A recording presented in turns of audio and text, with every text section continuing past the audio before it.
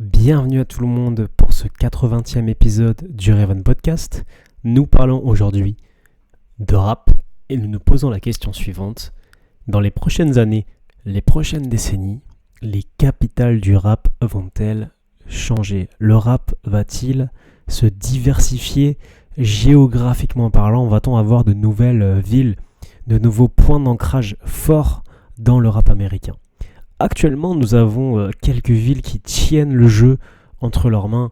Je pense bien sûr à Atlanta, je pense bien sûr à Los Angeles, je pense bien sûr à New York, je pense bien sûr à Houston, mais il y en a encore et encore et encore d'autres. Faut pas les oublier. Des villes avec une identité propre, une histoire rapologique singulière, une histoire avec la musique singulière. Et c'est ça qui est intéressant.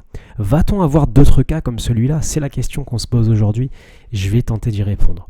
Le marché de la musique n'a jamais été autant diversifié qu'en 2024, puisque en 2024, les plateformes de streaming sont ultra présentes. Tout le monde y a accès, ou quasiment tout le monde.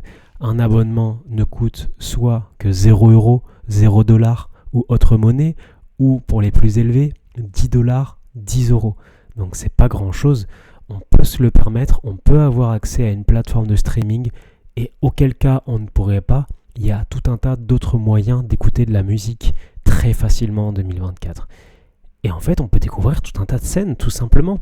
Des gens qui vivent à l'autre bout du monde, comme des gens qui vivent à côté de chez nous, c'est possible. Et quelles sont les grandes capitales en devenir de cette musique ? Spoiler, je ne pense pas que ça va bouger beaucoup.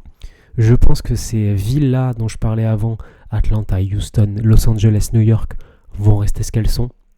Leur influence va grandir, surtout Atlanta, avec Opium, qui sera vraiment un label majeur, je pense, des années 2020, j'en suis sûr même. Et voilà, à voir comment ces villes-là vont durer dans le temps, mais je me fais aucun souci.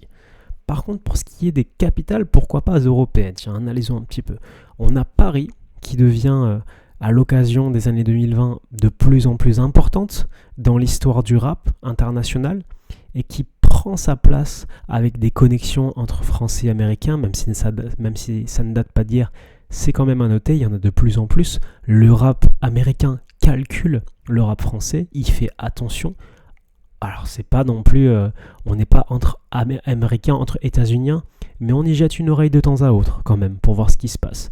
Donc les capitales européennes, Paris, Londres, pourquoi pas, même si ça a été très important dans les années 2010 avec la UK Drill, et ça a eu une importance dans le monde entier, mais à surveiller, Londres, Paris, et c'est les villes qui me viennent comme ça. Je ne suis pas assez connaisseur du rap européen, pas assez un fin gourmet, un fin auditeur, mais je peux vous dire que Paris et Londres, c'est à surveiller, sur l'échelle du rap international et plus européen. Dites-moi ce que vous en pensez dans une section commentaires.